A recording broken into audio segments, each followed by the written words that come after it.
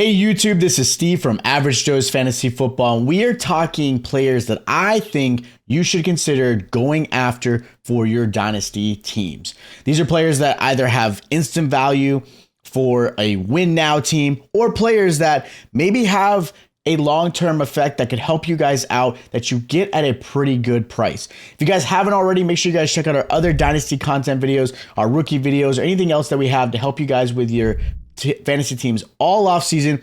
And again, if you enjoy the content, make sure you guys hit the like button. Don't forget to hit the subscribe button as well. And we're going to start jumping right into this. Now we're going to talk quarterbacks. First quarterback I want to mention as far as someone that you should consider going after is Bryce Young. Look, I get it. He had a terrible rookie season compared to, say, CJ Stroud.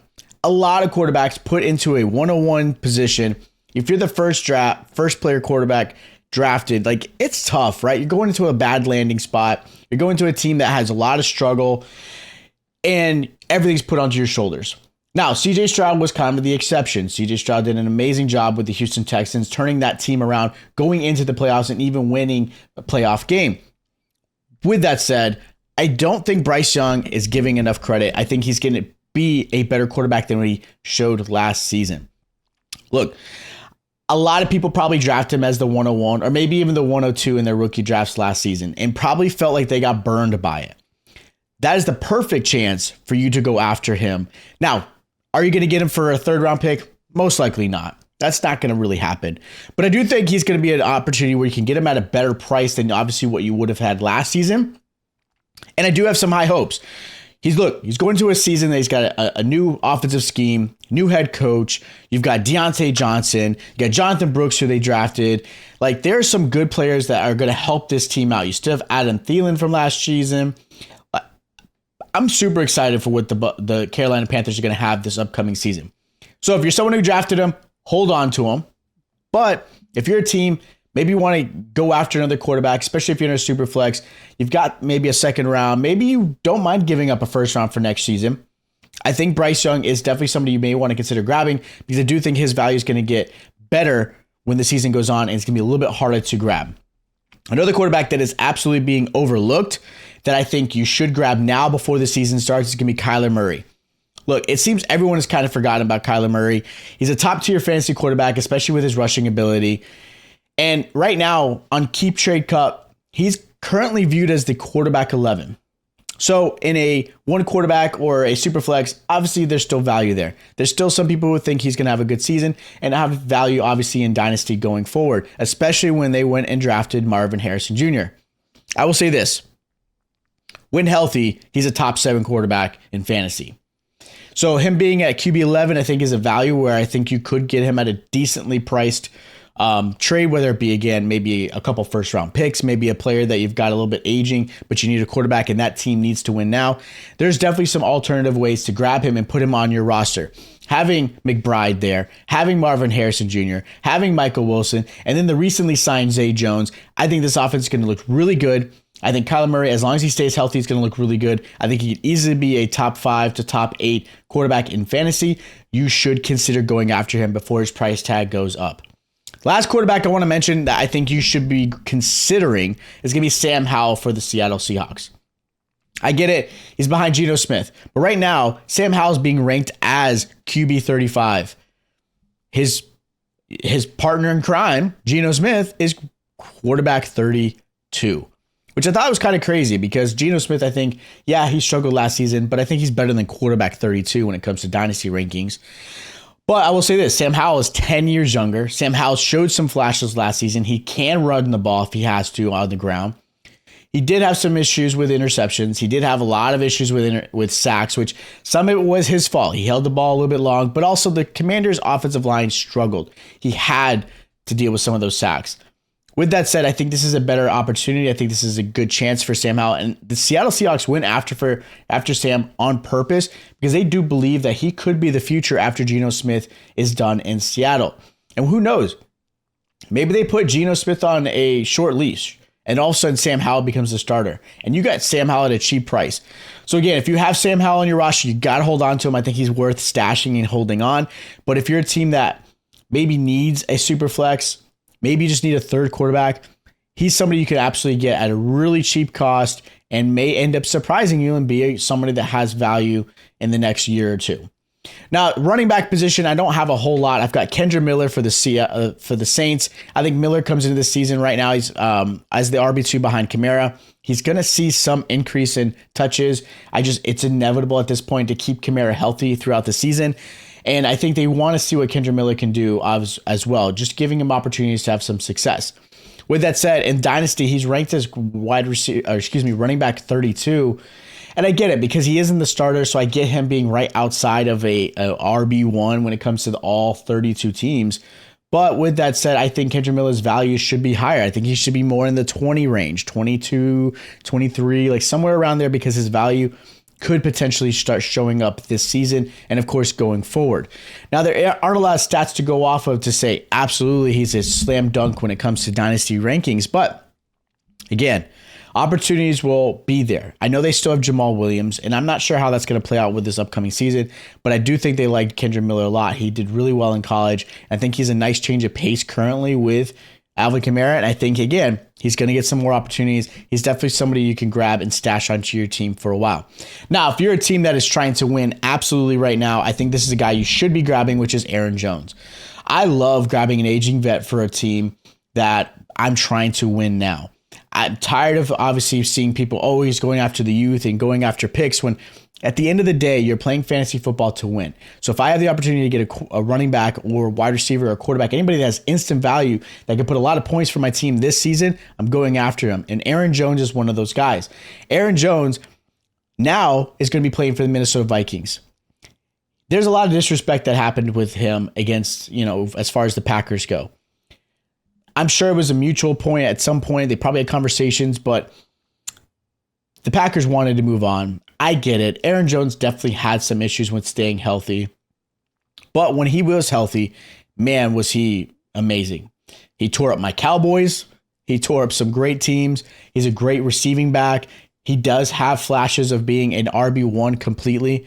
Now, do I expect that type of performance week in and week out for the Minnesota Vikings? Not necessarily, but I do think he has a chip on his shoulder, and he's going to be relied upon because you're going to have J.J. McCarthy possibly starting, or you have Sam Darnold, who does have a lot to prove as well. And I think this Vikings team is going to rely on Aaron Jones a lot, and I'd like this pick as far as someone grabbing, again, cheap price, second, maybe third round that you're willing to give up to grab Aaron Jones to help your team now.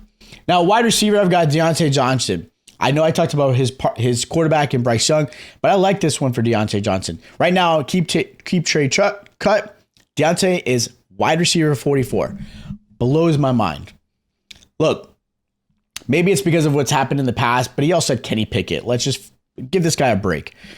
But Deontay, when healthy, is wide receiver 30 or better typically. And with a good quarterback, he was wide receiver 8 at one point in fantasy. So the potential is there, and I like this matchup with him and Bryce Young. I think this is going to be a great one. I like the new head coaching staff, and I like the coaching staff in general for the Carolina Panthers, where I think Deontay Johnson can have success.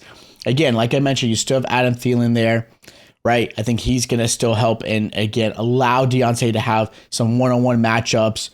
So I like this one.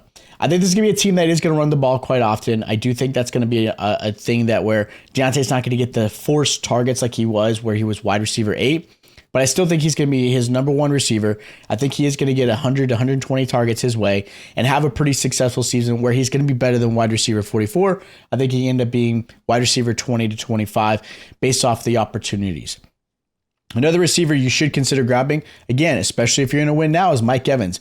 Look, Mr. 1,000 yard continues to be a very successful wide receiver.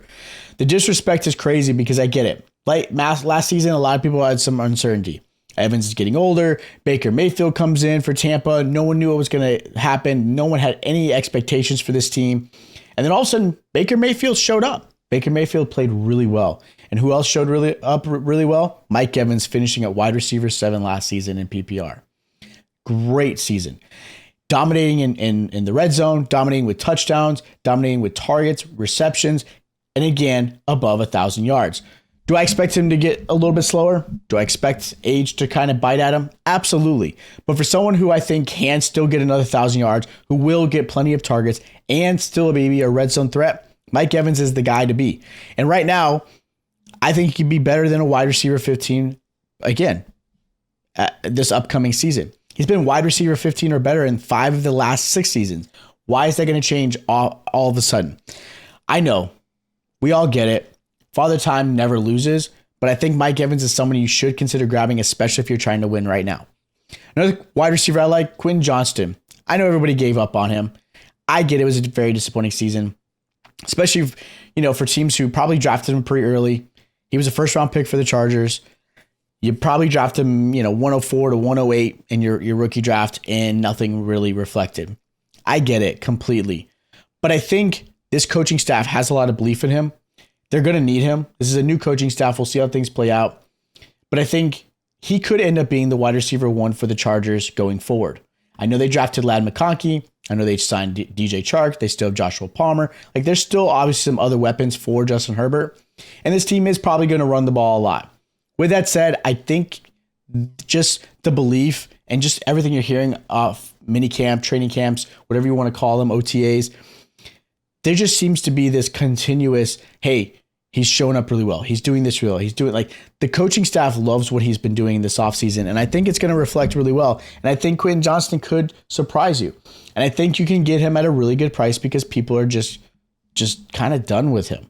And that's only after 1 season. I've seen plenty of trades where people are just kind of throwing him in just to kind of complete a trade. And I'm okay with taking that. I think Quinn Johnson, he's somebody I've grabbed a few times. I've gotten him for 3rd round picks. I've gotten him for late 2nd because I do think there's going to be some growth and opportunities. Not everybody shows up their rookie season like you would hope.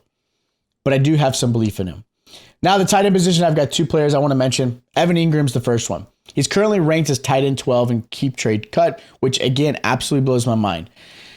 In the 2 years he's been with Jacksonville, he was either tight end 5 or tight end 2. Crazy, right? Yeah, you see George Kittle, Travis Kelce ranked a lot higher than Evan Ingram. Kelce, I get a little bit. But George Kittle doesn't quite make sense. And they're both all very similar within age, right? Evan Ingram's 29.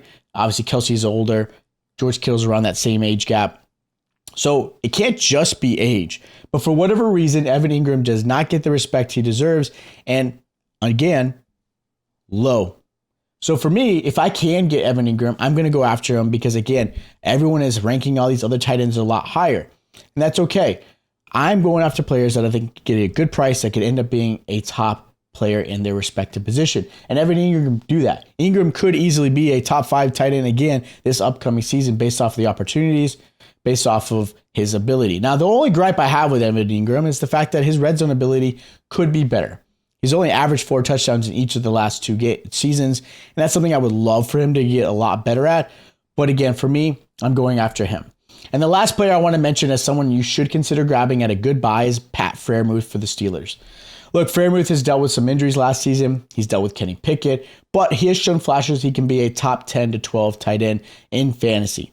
I know he's got Darnell Washington to kind of compete with, but I think Darnell Washington is somebody still has a lot to learn and grow, especially coming from college. He's got great size, but I think Freiermuth is a better tight end overall. I think Freiermuth is a more athletic Heath Miller, and if you remember, Heath Miller was a great tight end for the Steelers for a while.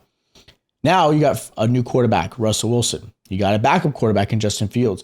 Kenny Pickett, you don't have to deal with anymore. And as long as Freiermuth is healthy, he is the second option I believe that's going to happen behind George Pickens.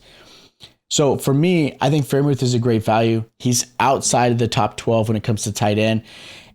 And again, because if we're talking PPR, I think the opportunities will be there. I think he's going to get 70 to 80 targets his way, possibly even more. And I think he converts a lot of that, and he can get some red zone opportunities. So again, for someone who is going to be outside that top 12, I think you can go after him for a pretty good price, and I think he can surprise you this upcoming season and beyond. So those are some players that I think you should be considering to go after with your dynasty. Now, let me know in the comments if you have some trades. Let me know what those look like. I'd love to help you guys out with any of these players that you may go after. Or if you have other players you think that are some good buys, hit us up in the comments down below. I'd love to see what you guys are considering and thinking about out there. I'd love to see some trades. Of course, if you guys haven't already, make sure you guys are subscribed.